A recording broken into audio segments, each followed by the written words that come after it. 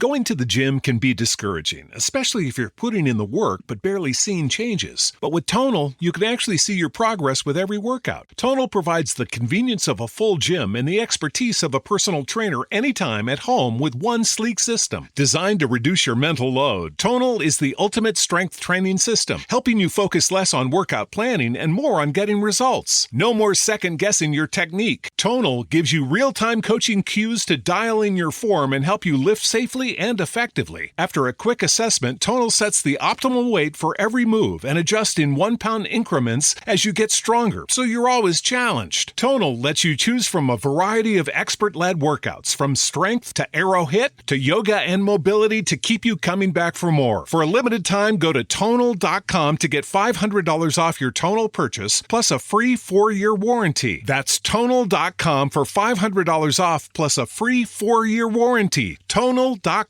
Blog Talk Radio.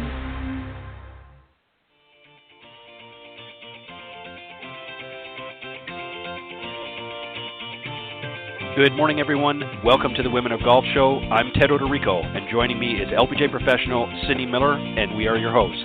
We're broadcasting live every Tuesday morning from 9 to 10 a.m. Eastern here on the blogtalkradio.com network, bringing you some of the best golfers, teaching professionals, and entrepreneurs helping to elevate women's golf. We're so glad you decided to join us this morning, so grab your coffee and let's get started.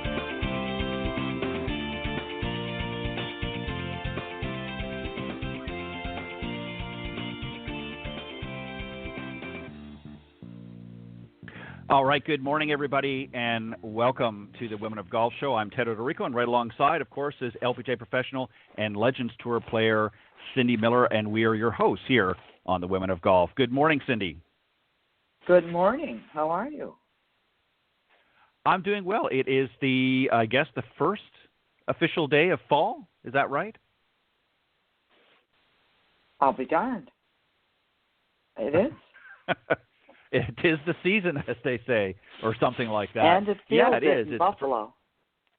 Yeah, it is here. Believe it or not, in Northwest Florida, it's a little nippier this morning than it has been for several months. In fact, actually, the last few days we've started getting a little bit of a cool breeze, if you will, blowing down from the northwest. But I'm not complaining. It's kind of nice to have that cooler weather. All right, we got a great show for you this morning, everybody. We're going to be joined a little bit later on by Tina Toombs, founder and president of Tina Toombs Golf. She'll be joining us on the second half, and we're going to start things off here in just a moment or two. Another round, if you will, or discussion in the no BS zone. And today we're going to talk about the etiquette do's and don'ts, if you will, to help especially some of you new golfers, and I'll explain a little bit more in just a moment. But I want to remind everybody that the Women of Golf is brought to you by the iGolf Sports Network and Golf Tips Magazine. iGolf Sports Network is a live stream broadcast and media production company providing top-quality programming designed to attract the golfing enthusiast. And, of course, Golf Tips, the game's most in-depth instruction magazine, offering insightful reviews on the latest equipment, tips from top PGA and LPGA teacher professionals, all designed to help improve your game from tee to green. So subscribe today. Go to golftipsmag.com. All right, Cindy, I thought, in lieu of all that's going on right now, and I'm sure you've seen an uptick in your lessons as everybody else has, with a lot of new golfers this year. And I'm not your typical folks that, say, hey, I've been wanting to take up golf. I've been kind of thinking about it and didn't do it last year, so I'm going to do it this year. Just because of everything going on with the pandemic, there's a lot of folks out there who really don't know a lot about the game and wanted to find something to do with all of the shutdowns and closures and this, that, and the other. And so they've come to the game. But one of the problems that they obviously endure is not knowing some of the proper etiquette that they might be faced with at the golf course. So I thought we would talk about a few of them, some do's and some don'ts, and see if we can help some of them have a little bit better understanding. I know you wrote a book that sort of outlines many of these things as well. But we're going to just touch on a few this morning in our discussion, and then we'll talk to Tina a little bit later on. So one of the first things, I think, is obviously you want to respect the rules of the golf course you are playing. Obviously, there are general rules that are put out by the USGA, and I would suggest if you don't have one, that you get your copy of a rule book so you have a general understanding. Obviously, we don't expect you to memorize everything, but have a general understanding. But every golf course, Cindy, does have their own local rules as well as some general rules. And some of the general rules is obviously a dress code. They do have a dress code. They're a little bit more lax today than what they have been typically, but nevertheless, they do have a dress code. But some of them have local rules. You have a course up. I know that you, I'm sure, probably play when you have a chance, when you're not teaching and doing other things. Are there some local rules that they have that maybe you could share with us? I can tell you that there's a dress code rule at Wingfoot because I played there way back when in a Pro-Am, and I came over there with shorts on, and they said, you can't play today with shorts on. You have to wear a skirt or pants. So I went shopping in the pro shop, which was, that had never happened to me because, again, I would normally respect every rule that I knew existed. But local rules around here, Craigburn is a really nice club that has this high heather. You are not allowed to drive your cart in the heather because they don't want the heather to get all mowed down and mushed.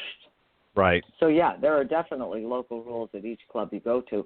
And they're typically printed on the back of the scorecard. So when you get there, let's say you're playing in a corporate outing and you've never really done that and you're going to a new course, you want to make sure that when you get there, you ask the pro if there's some specific local rules that you need to be aware of. And then when you get out to the cart, the scorecard's probably attached to the cart steering wheel. What I would do is pull that scorecard off and see if there happens to be some local rules printed there.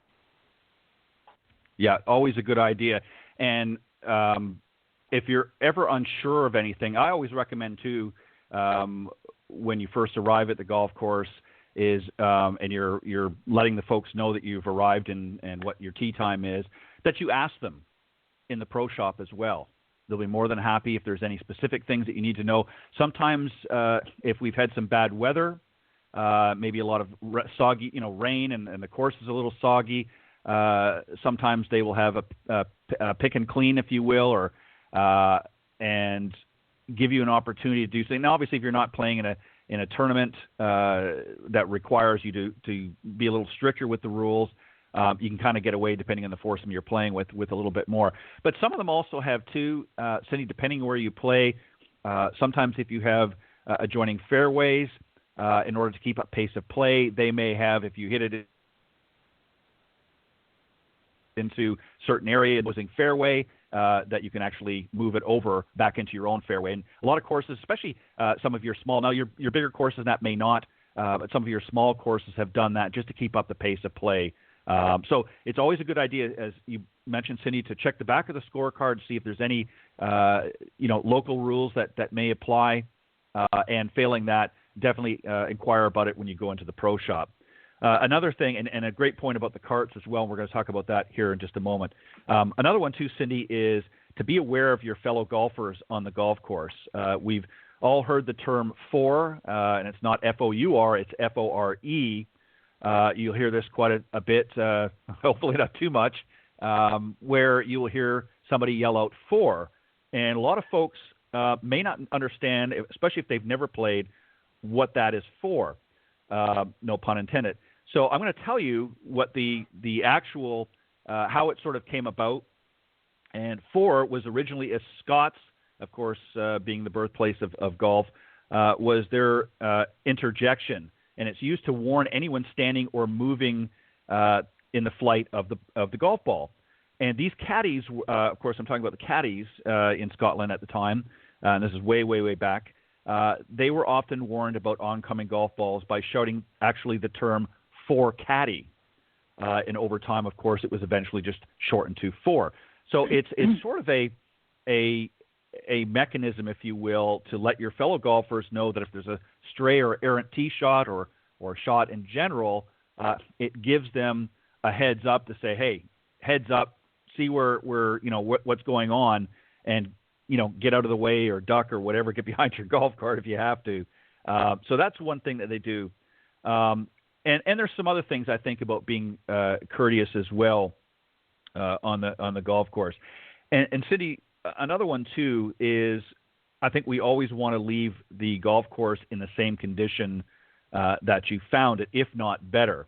And that can be on the green, even out in the fairway, and of course the bunker. So maybe you can just touch on some things that we need to be mindful of if we want to make sure that, because as you know, and I think you'll understand where I'm going here, sometimes things get damaged in the pace of play, and we need to do some things in the areas that I just mentioned. So maybe you can mention a couple of things there. Yeah, when you get onto the green, if your ball hits the green on the fly, then your ball will make a ball mark, and you need to be sure that you either use a tee or a divot repair tool that you would carry in your pocket, and you fix the ball mark. The other thing you want to do is make sure you replace your divots. And in Florida, if you're playing in the south, the grass is different, and on your golf cart there will be a plastic container of sand, and it'll be hanging by where your back is of your seat, and over on the left or the right of you, depending on whether you're the driver or the passenger. And you might wonder, what is this thing? And that's what you fill the divots with, the sand. And then when you're in the sand trap, you can't rake the bunker as you walk in. You can't test the sand, but you might take the rake with you and just drop it. Make sure you don't bring your putter in the bunker with you and put it down on the sand for two reasons. Number one, you can't touch the sand with your club. And number two, you're going to have sand all over the grip. And then that's going to feel terrible when you grab it. So leave your extra clubs outside of the bunker. You can bring the rake in, but you can't rake the sand as you're walking through. And then when you're done, make sure you rake the sand. Now, I caddied on the PGA Tour for my husband, and the caddies had to give me how to rake a bunker correctly lesson. And make sure that you're not, like, gouging the sand with the spikes on the rake. You have to do it very gently. And this is kind of a karma thing. You know, the more you treat the golf course the right way, the better the golf course will treat you. So make sure you take care of the course. Yeah, and it's always a good idea to, you know, one of the worst things that I've seen is people neglecting to rake the bunkers after they've been in. And again, you know, sometimes we give a pass to new players that aren't familiar with, and that's where it's always good if you're a more advanced player, if you've been playing for a while and you've got some people that maybe have never played before with you, you know, have joined your group. Maybe you come in as a twosome and another twosome come in and they're kind of new to golf. It's a good idea to help them along in situations like that if they find themselves in the bunker, which I can pretty much guarantee at some point in their 18 holes they're going to. It's a good idea to help them. And you know what? What I often have done sometimes, Cindy, is I'll actually go in and rake it for them maybe once or twice just to give them an idea of how to do it correctly so that when they get faced with that again, they're not kind of standing around and you know, a little befuddled with what needs to happen. So great points. Make sure you replace your divots if you're out in the fairway. As Cindy said, especially here in the South, you'll see the clear plastic containers on the side of your golf cart with a little scoop in there, and you just take a little bit, whatever is needed, and just sort of fill in those divots, and that actually helps the grass grow back in and fill into those divots. So some great points there. Pace of play is another biggie, if you will. You know, we all want to pretend we're playing at Augusta National or the U.S. Open or what have you, but we've got you know, we've got other people out on the golf course as well. And typically, on average, and I think these numbers are a little off, but because I don't know anybody that plays in this amount of time, but 9 holes should typically take between 2 and 2.5 hours to play if you're just playing 9 holes, and 4 to 4.5 hours. And to be honest, Cindy, this day and age, you know, a lot of times it's 5 hours plus. I've even seen some people taking 6 hours to go around the golf course, which is just not, you know, not a good thing. So this is where you need to be ready to hit when it's your turn. Maybe you can touch on that a little bit too. So here's the way it works. When you're out playing, and this is tour rules, okay? When you walk up to a tee box, you should see the group in front of you. They should be walking onto the green. And if they are walking onto the green or just finished their second shot, your group is deemed to be in position. And then when you hit, they're going to get off the green, and then you can hit your second shot. Now, if no one is in front of you when you tee off, you need to ask the starter, what time was the last tee time before me or us? And then you'll know what to expect. Like if it was a half an hour ahead of you, then you're not really sure. You probably won't catch the group in front of you unless you're really fast. But if you are not, if there was a group right in front of you, and after 2 or 3 holes you don't see that group, and there's a group behind you waiting, you are now out of position, and you need to hurry up and or pick up your ball and, go to the next shot without even hitting it, because you have to get back into position. Now, if you're having lots of trouble and there's only one group behind you, you can let that group go through.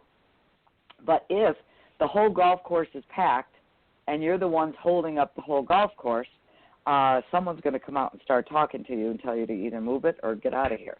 So you have 40 seconds to hit the ball from when it's your turn. And from when it's your turn, it's when the last person hits right before you.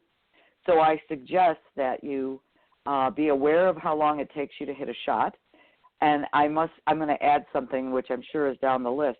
Watch where your ball goes. Watch the ball until it stops so that you can find your ball, because one of the biggest reasons groups get out of position is because they can't find their golf ball, and they're spending most of their time searching. So make sure your group is in position. Yeah, that's a great point, and you're exactly right. That is here on the list.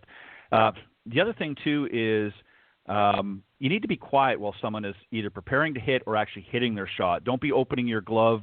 Obviously, it has Velcro there, and it makes a loud noise. Or start pulling clubs from your bag, or talking while others are hitting.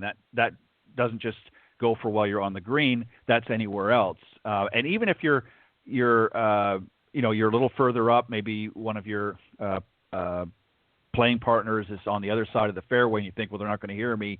You'd be surprised how far sound travels on a golf course. It's generally pretty quiet out there unless it's really windy. It's just common courtesy. So, be considerate. Don't be doing it, and particularly don't do it, if they're ready to hit their shot and they're, halfway through the backswing, and all of a sudden you start clanking your golf clubs, or you're ripping off your glove, or whatever the case is. It's just not proper etiquette. And it's certainly not going to be appreciated. And especially if you're playing with people that you don't know, unfortunately, this day and age, you don't know how they're going to react. They're not going to be very happy about it, and you get into a very uncomfortable, especially if you're on the first couple of holes and you got 15, 16 more holes to play, and now you've ticked off one of your playing partners because you've been inconsiderate. So if you're not sure what to do, again, ask them at the pro shop to understand what is the proper etiquette out on golf course. And if you're taking lessons, either with a teacher professional or coach, it's always a good time to really very early on in your instruction to talk about things like this, so that you do have a general understanding. And most of them will walk you through, not everything, but they'll walk you through some of the more common ones that we're talking here.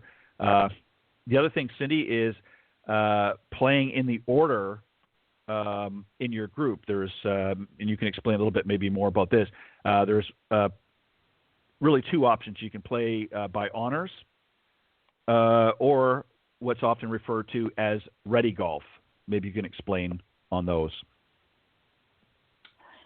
So when you tee off on the first hole, if you're playing in a tournament, there will be a tee sheet, and the order in which people tee off are by the way they're listed on the tee sheet or the starting time. So if you're playing just for fun, you could say, you want to play ready golf or you want to play by honors. And honors means you play by the rules, and the person that has the lowest score on the hole before tees off first, and then second lowest, third lowest, fourth lowest. So it can be confusing because if you're player number 1, 2, 3, and 4, and 4 makes a birdie, then 4 goes first, then 1, 2, 3. And then if 3 makes a par and everybody else makes bogey, then 4 goes first, then 3, then 1, 2. So it's a little confusing. Nowadays, if you're not playing a tournament, most people play ready golf, which means hit the ball when you're ready. And right. Sometimes, because we do an awful lot of playing lessons with new players, you should be aware of your surroundings. Sometimes you walk in front of people and you have no idea someone's back behind you that hasn't hit yet. So kind of look around and be aware of your surroundings and then say, do you want me to go or you want to go? Because only one person should be hitting at a time, so it's not total chaos. So I would just say, hey, do you want me to go or do you want to go? Right. Always, it's always good to have that have that discussion before you start playing, how you're going to play. If you're going to play by the honor system or if you're going to play ready golf. And again, as you pointed out, Cindy, really a lot of people this day and age, with the exception of tournament play, are playing ready golf. And it makes a lot of sense. It helps keep the pace of play up. The other one that kind of goes into what you were talking about with the ball is to make sure you are playing the correct ball. As you mentioned, a lot of times somebody hits an errant tee shot or an errant shot, and it goes into some deep, gnarly rough, and you get up there and you're getting ready to hit your next shot. You want to double check to make sure that you're playing the correct ball. And the best way to do that is before your round starts is to mark your ball. Some people will take a marker and maybe put a couple of dots. Maybe they'll put some other a line on it or somewhat. And, if you're all playing a different ball, then you can kind of, get away with it. But, obviously certain manufacturers are a little more common. For instance, Titleist, a lot of people may be playing their Pro V1 or Pro V1X. And, if you've got 3 people in your group that are playing the same ball, it might be a little difficult to differentiate that. The other thing, too, is, Cindy, that I always recommend, especially with playing with a group of people I'm not familiar with, is one of the biggest things I see, and this is kind of and this sort of goes into the don't category, in my opinion. We're going to move on to the don't here now. And that is, if you're playing in a group and somebody is teeing off, it's always obviously important for the person hitting the shot to know where their ball goes. And it's okay for maybe their cart partner, if you're driving a cart, to help watch what's going on, and maybe even one other to kind of get an idea. But all 4 of you don't need to. I always recommend at least one person in the group kind of be looking around, especially if there are other players nearby, to make sure that they're not hitting into you or, that there are other things that may be going on, simply because, in other words, you need to be conscious. You don't need 4 people looking to see where the ball goes. 3 are fine. 2 are actually fine, but 3 are okay. But 1 should be sort of observing what else is going on in the area so that you're not running into a situation where suddenly you hear 4 and thunk, you get hit in the back of the head with a golf ball. So I always try to, delegate one person as we're going along to do that. And the other thing, too, as well, is you don't need all 4 people looking for that golf ball. The rules of golf allow a certain period of time to look for the golf ball. That's what you have. I recommend short. If you can't find it within the first couple of minutes, you know what? So be it. Play your shot. How you do that, again, depending on if you're in a tournament or not, there's certain rules you have to do. But don't tie things up. You don't need to. Golf ball is a golf ball. You can buy some more, and I know they're expensive. That's why I always recommend for golfers that are not very experienced to play some of the cheaper brands of golf balls. It doesn't hurt the pocketbook quite as much. Another one, Cindy, is, and this now goes into the don't category as well, is walking across the line of another player's putt on the green. You want to touch on that one? I'm sure you've seen that many times playing with some amateurs. I have. You know what I believe it is? Again, because we do so many playing sessions with new beginners, and I'm going to sneeze. Mm-hmm. Excuse me. I believe the hardest thing for a new player is to be aware. And sometimes they're walking aimlessly, lost in space, don't know where they're going, why they would go there, what they should do, which is why we do these playing sessions with people, because they don't know what to do, but they just walk around on the green and just anywhere and don't realize they shouldn't be walking in someone's line. So again, you got to give them a free pass for at least a couple rounds of golf, because there's so many things to know. And it's hard. Yeah. But, when you're out playing with better players, you should just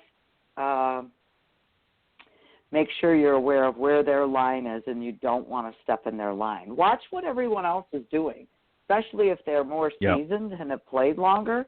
One of the other things that I find is that bring your clubs up to the green with you. Like if you have to chip on, bring your putter with you with your pitching wedge or your sand wedge, and then take them with you. Don't leave them on the side of the green, on the other end of the side of the green, because now you've got to walk backwards to get to the next hole. So always look to where you're going next. Be prepared. And when it's we've got a bunch of kids that we're teaching, and they stay like 30 yards away from someone else. It's like, girls, you can come up here. Come on up here and hang out, because you got to be aware of who's up next, rather than everybody looking at each other like, oh, who's going now? So it's just so much to learn, which is great, but, we got to give them a little bit of a free pass. Yeah, I agree. And again, that's where your more seasoned players can help out. And whenever in doubt, you talk to somebody in the pro shop, and they can give you a few tips as well. And if you're taking lessons, that should be one of the first things, one of the early conversations that you have with your coach or your teacher professional is about some of the etiquette rules while you're out in the golf course. Just a couple of other quick ones I want to read off, and then we'll do another one that I think we need to talk about. And you mentioned earlier, Cindy, about holding up other players. If somebody's playing right behind you and there's nobody in front of you, offer to let them play through, especially if you're a slower group. Loft, and I don't know, sometimes it happens more often than not, but you might be playing in a foursome. You've got a couple of new people in your group, so you're playing a little bit slower. Suddenly you got Joe and Fast Eddie behind you, and they are twosome. They want to play through, and you're hearing their ball hit behind you in the fairway very often.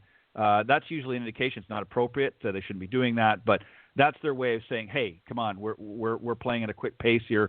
We want to play through. You should always let them play through. You're not going to outpace them as a foursome, and especially if they're only a twosome. Even if they're a foursome and they're playing at a faster pace, it's just common courtesy and proper etiquette to let them play through. Another quick one as well, Cindy, is throwing clubs. And this is one that you can maybe talk about, not so much throwing clubs, but alternatives. Everyone hits a bad shot. We get it. But throwing your clubs not only makes you look bad, but obviously can be dangerous and even expensive if you happen to break a shaft or something like that. What are some alternatives? We all have a bad shot. We get, our emotions get ramped up, Cindy. What's another way to sort of expel that negative energy, get it out so we can move on? Well, don't throw clubs. I'm very good at swearing. I might go, ugh! You've got to let it out. Yep. I tell my students you've got 3 seconds to react, and then you have to respond, and then you have to recover. So you can react, and then you have to say, okay, the ball went dead right. Why did the ball do that?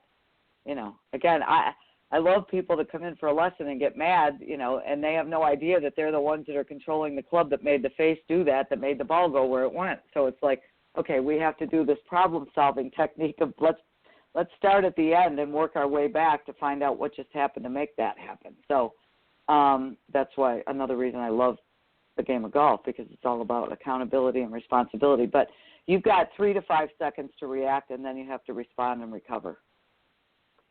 Yeah. And, even the best of the best have their moments, especially in the heat of a tournament, and, a bad shot happens. That's exactly what they do. They get it out within the first few seconds, and then they regroup and they say, okay, on to the next shot. Because you can't change what's happened, and you can't change what's going to happen. You can only deal with the now. So get that out there. Don't be whipping your clubs around. I know it's different. Don't thump them down into the ground, because you're going to end up repairing something else or breaking the shaft on your club. So that's something there to do. Two other quick ones I just want to mention here, and then we've got to go because Tina's ready. So, but showing up late is a pet peeve for me. I'm always an early person when it comes to whatever it is I do. I just think, number one, it's disrespectful to your group. It's also disrespectful to the golf course. If you've got a 1 o'clock tee time, I always recommend, I like to show up a little earlier than this, but I always recommend 20 to 30 minutes before your tee time minimum, for two reasons. One, you need to check in. You need to get your bag ready. If it's a course that allows you to drop off and they put it on the cart for you, that's fine. But get yourself ready. I think you should do more than that because I think it's important that you get out there and hit a few warm-up shots before you get out there, make some putts on the practice green to get a feel and sense of the speed of the green. So showing up late, I always joke, because I know anybody out there listening that drives one is. I always equate to the Porsche driver because they come whipping in the golf course at 80 miles an hour. They throw their clubs to the bag boy and say, "Okay, I'm ready. Got a tee time in 2 minutes," and everybody's now got to scramble to meet this person, and it's just not appropriate. You just have to be considerate of not only the golf course but also the people you're playing with. And the other one is, speaking of driving, is driving the golf cart wildly. Most courses, going back to some of the local rules, some might have a 90-degree rule depending on the circumstances. Stay off the tee boxes, stay off the greens. There's certain areas a lot of times will actually be roped off, especially around the greens. They don't want carts up there because they'll do damage. So again, make sure you understand what the rules are for that, and don't be zigzagging all across the fairways when you're going up. I always like to, if I know my ball's on the left side, I'll either follow the cart path as far as I can. If it doesn't have a cart path that goes all the way along, then what I will do is I will stay as close to the left side of the fairway as I can so that I'm not tracking or marking things up. Conversely, if I'm on the right-hand side. So those are just some. There's others in there that I know we could throw into, but we're out of time. But again, folks, some of the do's and don'ts, proper etiquette when you're on the golf course. Talk to the people in the pro shop if you're not working with a teacher professional, or talk to your pro and say, let's talk about some of the things, the do's and the don'ts, especially if you're an early or newbie, if you will, to the golf game. So those are just some things. We hope they help, and we're going to move on. Cindy, our guest joining us this morning has been on, of course, a few times in the past, and we're happy to have her back. Of course, I'm talking about Tina Toombs, and she is the president of the Tina Toombs Golf, and she currently resides in Arizona, but is originally born in Montreal, Quebec, Canada, but raised much of her time in Bedford, New Hampshire. She started playing at around the age of 14 and competed nationally and internationally for over 35 years. Graduated from ASU with a BS in physical education and a minor in anatomy and physiology. She also competed for the ASU Sun Devils golf team and was a two-time NCAA Collegiate All-American. So, Cindy, welcome back our special guest, Tina Toombs. Good morning. Good morning. How are you all doing this morning? We're doing great. Boy, you got up early for us. I know. Well, you all are special. Thank you for having me on. We're thrilled to have you here. Thank you. How are you, Miss Cindy? I'm good, honey. How are you? I'm great, thanks. I'm great. I'm good. Are things ramping up for you?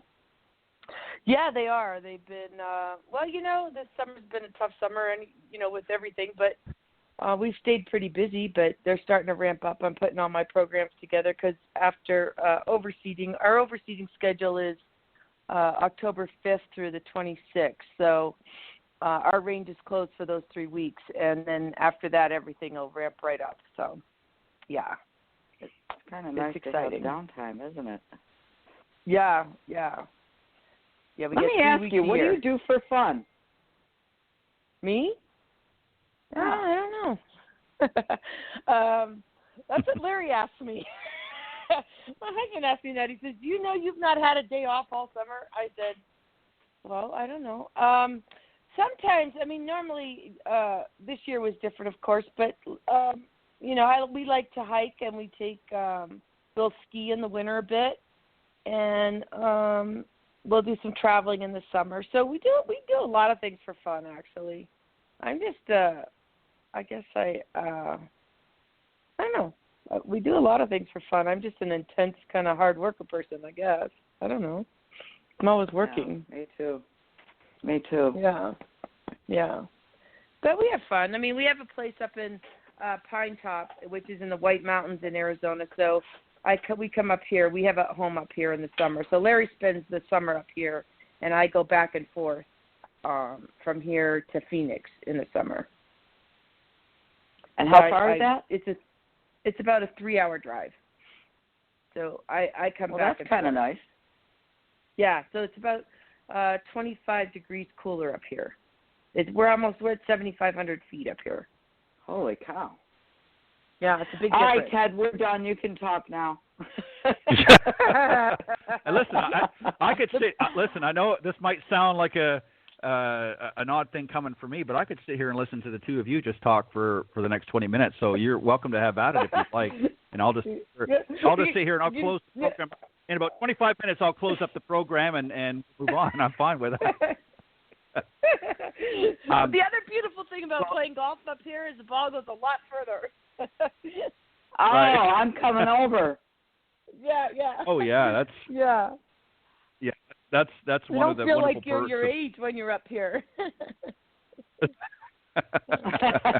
Yeah, it definitely helps out, no doubt. So Tina, let me ask you a couple of things. So, and I hadn't mentioned it yet. That's why I wanted to mention when I posed my question. But you qualified for the LPGA Tour in '87 and won in 1990 at the LPGA Jamie Farr Classic, and you were runner-up at the '93 Sarah Lee Classic. So you obviously have been a tour player. You know what it's like to grind it out there. What's your takeaway from the tour as far as your play that now helps benefit your students? Wow. I think that's a question I always ask myself because people, because when I'm teaching, I think the biggest thing is that I understand when you're out there playing how difficult it really is to manage your emotions and manage the course management, on-course management stuff and how to think, where to hit your shots and different shots that I have. Because, of course, when you play, you have so many different shots. It's not just one club around the green. I was playing the other day with a lady, and I was using an 8-iron, a 9-iron, a sand wedge, a pitching wedge, a hybrid. I was using all these shots around the green. She goes, "Why do you use so many shots?" I said, "Well, because it's variability, right? And so the more shots you have in your bag, the more opportunities you have to get up and down and shoot lower scores." So I think that is a big part of being a player and then moving on into a teacher is being able to show, to teach them how to adapt and use different shots and not just have, you've got a golf bag of tools. And so I try and, teach them that it's not just a golf bag of golf clubs, but it's actually tools that you can use them for a bunch of different things in a bunch of different situations. And that's how I look at my golf bag. It's a toolbox. And that's how it helped me as a player is I grew up learning how to hit golf shots, not just how to make a golf swing. So I teach how to play and how to hit golf shots. And I think that's where it helps me the most. Do you think that that's lost a little bit in today's game because a lot of the equipment now doesn't allow you to work the ball as easily as it did, say, 20, 30 years ago? Do you think that art – because I consider it kind of an art because, I mean, when you watch some of the earlier players like the Nancy Lopez and on the men's tour, like Ali Trevino, Chichi Rodriguez especially, they were able to really work the ball with the equipment they had. If they needed to, call upon this shot or that shot, they could very easily. Now today's equipment is just let's try to hit it as straight as possible and forget about that. And I realize from an amateur standpoint, we don't want them trying to get too funky, as it were, on the golf course. But do you think that that's a little bit missing in the game now? Yeah, I really do. I mean, even sometimes I'm sitting here trying to hit a draw or a fade or something. I can do it with my driver a lot, and I can do it with the hybrids, but my irons, I have a really difficult time. You know, I'll make the swing that I know will create a fade or will create a draw or a hook even. I'll want to hook it, and it doesn't come off the way I want it to. And I'm like, I know I made that swing. And so, yeah, I think the equipment, is not allowing us to do that. But I still teach it. I'll do classes and teach people what the face does, because I think they need to understand what the club face does and what the ball does and how the ball gets up in the air.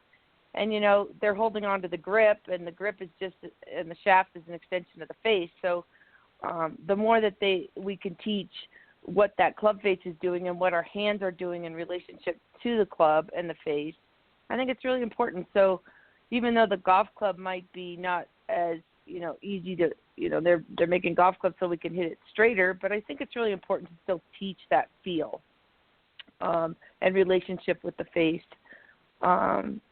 So I teach it I have classes that I teach just, how to hit a hook, how to hit a fade, how to hit it low, how to hit it high, how to hit it, all those different shots. And some of them look at me, I can't do that. I say, it's okay to just let's try. And then, a week later they come back and they're like, that was so exciting. I tried it on the course and it worked. So that's what it's all about. Right. It's just exploring and seeing what you can learn. So, yeah. Yeah, I think it's important because, you're exactly right. I think that for a lot of golfers, they equate with what happens on the practice tee or on the driving range as what's going to happen out in the golf course. They got this nice flat, perfect lie, and as long as they get it out in the fairway, it's going to be perfect every time. But as we know, that the course is slope and there's undulations here and there, and I think learning how to execute these different shots can be very beneficial in real course situations. So I think that's a great point that you raise. It's still good, even though it's not as easily accessible in today's game as it has been in the past because of the equipment. It's still good to know that information. I just want to ask one more question, then Cindy, I'm going to bounce it back to you. You mentioned about this sort of crazy time we're all going through, and I know a lot of teachers, including yourself, have videos and all of these different things. But there's a new breed, if you will, of golf instruction coming out now, and that is the online lesson. We've been forced to do it more so with the pandemic, but it's something that's really been growing here, particularly this season. Do you think this is the way of the future for golf instruction? No, I don't. I think it's going to be part of golf. It's always been part of golf instruction anyway. I haven't given that many online lessons this summer. But I think it's been always available. I think people like the personal interaction. I'm hoping that they prefer that. I think that doing online lessons or lessons by video and checking things out when you come to, I think you've got to do both. I think you've got to do the face-to-face, and when people are traveling or away, they can send a video and you can do that kind of thing and and do checkups and the lesson videos online as well. But I think there's got to be a good mix of both. I don't think it can just be online, because I think when you're online, you're not able to watch really the movement over and over again and give them good feedback and give feel and drills and stuff like that where you can see what the ball's doing and things like that. I think you can do it on FaceTime and different situations, but I don't know. I like the personal interaction and the communication right there on the driving range. That's the passion that I have. So for me, and I'm not a real techie person, so I'm not online all the time. I'm not on Facebook all the time. I really like I'm on the lesson tee. I'm just on the lesson tee all the time, and I love it. So I hope it doesn't go there. I mean, I guess it could. I mean, there's the younger generation would, like that. But I think golf is golf, and people are out there playing golf. There's a ton of people playing golf, and people just want, they're hungry for it. So I don't think so. I don't know. Right. Good point. Cindy, go ahead. I agree with you. I think you have to see where the ball goes. and jerry rig it and fix it and tweak it and the interaction and see how your student reacts and responds, and then it's a communication thing. So absolutely. So let me ask you this. Who do you teach the most? Like what's your makeup of your student population? I've taught a good mix of all. Like I have like a 97-year-old to a 4-year-old, but I think I'm moving more into more women. I have a gentleman now that's working with me, and I'm sending him more of the younger men. He's 26, he's 27 years old, and very good instructor. And so I feel like I have a lot of men as well, but I feel like I really want to build and really help women play the game, understand the game, and feel empowered. Feel like they can go out and play when they're playing by themselves. They play, and they play the game very confidently. When they go out and play with their spouse or their partner, they're not as confident. And I watch that, and I feel like that's where I want to go. Is I want to help them feel more confident, play the game better, and feel like they can go out there and play with anybody, no matter who they play with, and feel confident that they can make their decisions and play the game. So I think for me, couples golf and women, children, I have tons of kids. I do a ton of junior golf programs.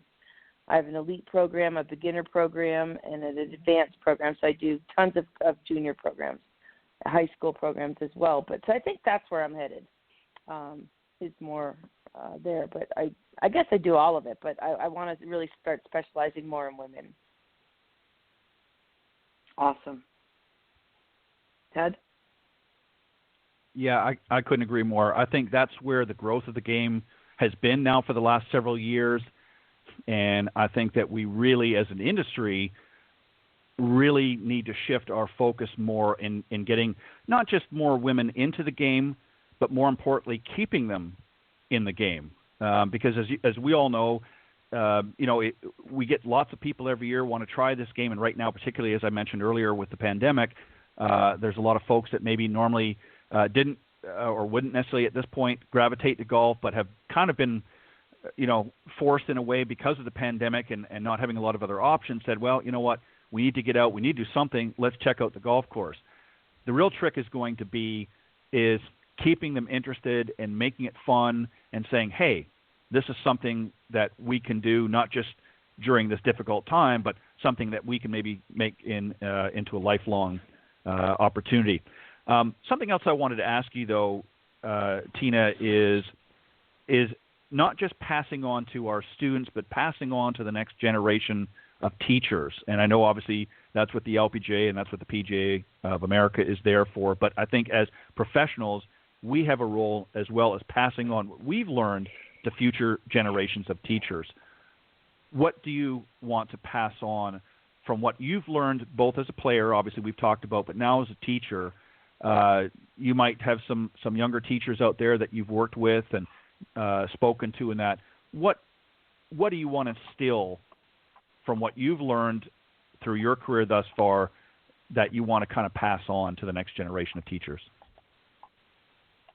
I think, it's really easy that the young generation, I think they're very technical, and they're into, they've grown up with computers and software and stuff. I didn't grow up that way and didn't grow up playing golf with all that. So I had to learn how to use all those, all the monitors and stuff. And I use them. I have Flight Scope and TrackBand and the Quad and those kind of things, but I don't use them in a way to put people uncomfortable with them.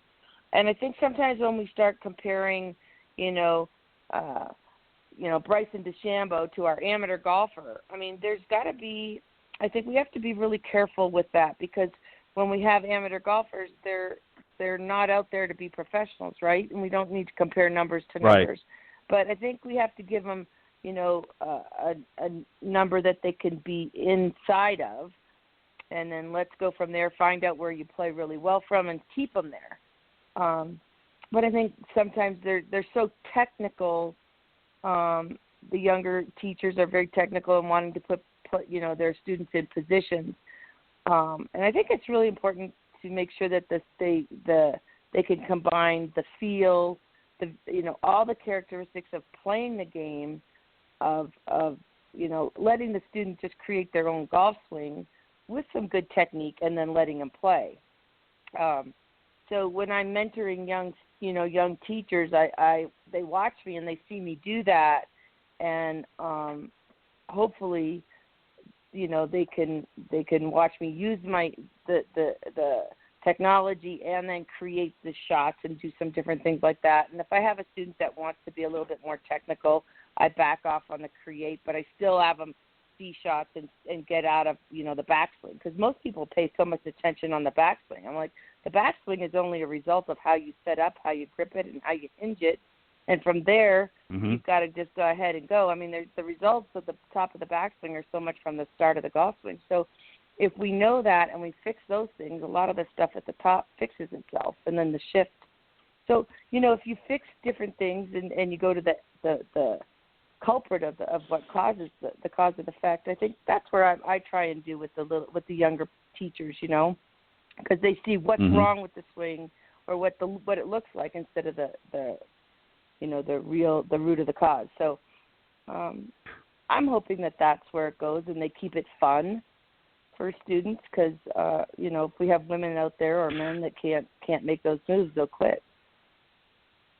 Yeah, and I think some great points. I think also too, one of the things, and I equate this, and forgive the metaphors, but I equate the same as an ostrich burying its head in the sand with what's going on with some of our younger teaching professionals, and that is they're burying their head into technology, just as you pointed out. And I'll give you a good example.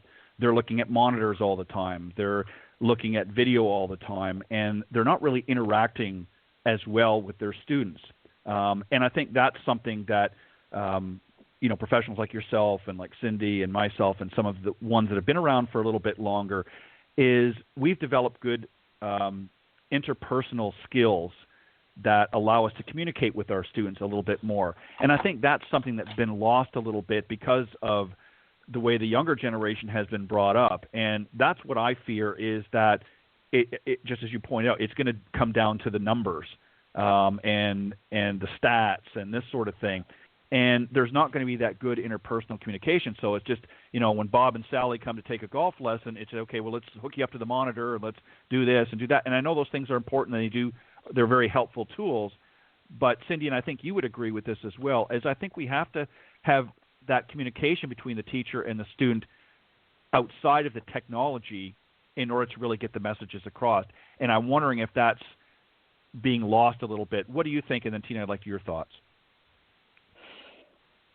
Well, I agree, and I think it's kind of like a doctor with no bedside manner, right? Right. They may be a great doctor, but do they care about me? So I think that, again, it's probably our generation, but you're teaching a person, and it's important that you understand who the person is on the other side of the mat with you or the grass. And I think that's why I don't love the idea of teaching online. I love getting to know my students. Many of our students have become really good friends, which probably isn't great either. But the point is that you have to know, is this person audio, visual, kinesthetic? Do they want to see it, feel it, or hear it? And some of these, I don't want to throw anybody under the bus, but I don't know that there's that much of a warm, fuzzy feeling when you're sitting in a room teaching inside with a computer and a monitor and showing someone a position. I can't imagine that they can really think right-brained and let it rip and visualize and feel a shot and hit it. I can't think about a position, or I can't hit the ball, right? So I think it's just a domino effect of how much do you really care about the person you're teaching, or are you trying to show them how smart you are and how good you are at using technology? That's my issue. Yeah. Yeah, that's a great point, Tina, and maybe you can expand a little bit. But what Cindy raises is, there are, and we've seen them and have watched them, I'm sure, but a lot of the newer generation coming up is essentially built themselves a little cubicle, and they're doing all of their online lessons, and surely they're being very successful in drawing attention, but are they really helping their students in the long run? Technology is great as a support system, but not as the leader of teaching, in my opinion, as a teaching tool. What do you think? Well, yeah, exactly. I mean, I think it's a great, look at 25 years ago, we were playing by feel. We didn't have the numbers, but I think had we had the numbers, we might have even hit it even better. But I think it's a good combination to have both. I don't think we should say, technology, we need both now because that's where it's headed. But I don't think that I think we have to be very careful on how we use both. Like I have some students, of course, we all do that are very technical, that want to know the numbers, want to hit it perfect every time. And I'm like, we're only as good as our misses. We're not going to hit it perfect every time. So if one misses is a toe shank and the next one's a heel shank, and and then we top it and then we hit one good. How good are we, right? So I say, I'm only as good as an instructor as I can make your worst shots better. So I look at those parameters when I use all my technology, and then I take it away and then I work with them. But I think, just make it a nice little fluffy combination of both and let them know what they need to know. And then when you have a student that's very technical, I'll tell them, look, we're not looking at numbers this lesson. Just let me look at them. You just play and do what I say, and then I'll show you the numbers at the beginning and at the end, and we'll see where we're at. So I'll take them away. I'll add them, and I have one gentleman. I got to see the numbers. Nope, you're not allowed. And I play that game a little bit, but because I know he wants to know, he's dying to know, and then I force them into not knowing and just kind of swinging and playing. And it's really good to kind of make people uncomfortable to learn. It's hard, and it's hard to do, but I do it to make them uncomfortable, to try and get them to push them into something different, to learn a different way. And it's really it's a great learning curve. It's hard for them, but it's really good overall. But that's how I think it's fun to use it with. Yeah, that's a great point. And I guess what I don't want to see happen, and I know it does in some degree, is I don't want to see the teaching professional become the guy at the end of the range with all of this equipment sitting there with his pad of paper and, okay, who's next? And here's your prescription. And he hands back a page. This is what you need to work on. This is what you do. And not really having that interaction. And I know it seems a little far-fetched, but when I see, as Cindy pointed out, when you see some of, these new gurus, if you will, that seem to get a lot of attention, it is interesting what they're talking about.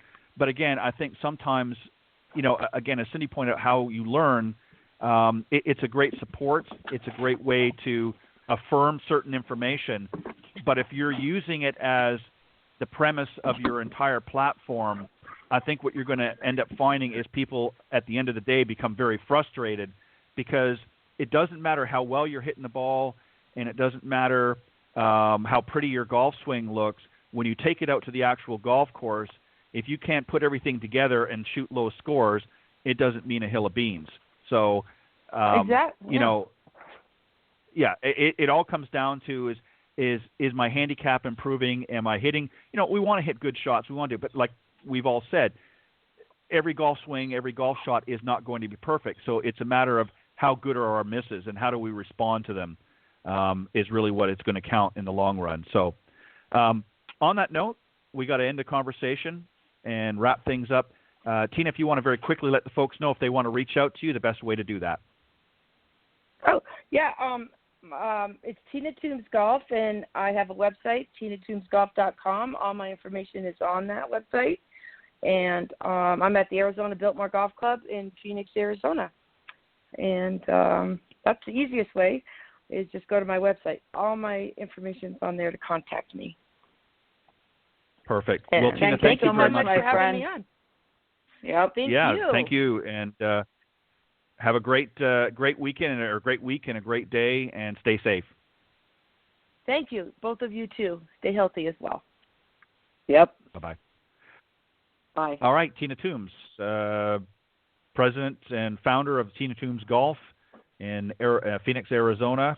And you can find her there. Go to tinatombsgolf.com and check out her website, all of her contact information, as she said. Well, Cindy, another successful show behind us. And as we get ready to move on with our days, we want to thank all of you for tuning in this morning here on the Women of Golf. And we will see you next week right here on the blogtalkradio.com network's Women of Golf. God bless everybody. Thanks, Cindy. Thanks, Ted.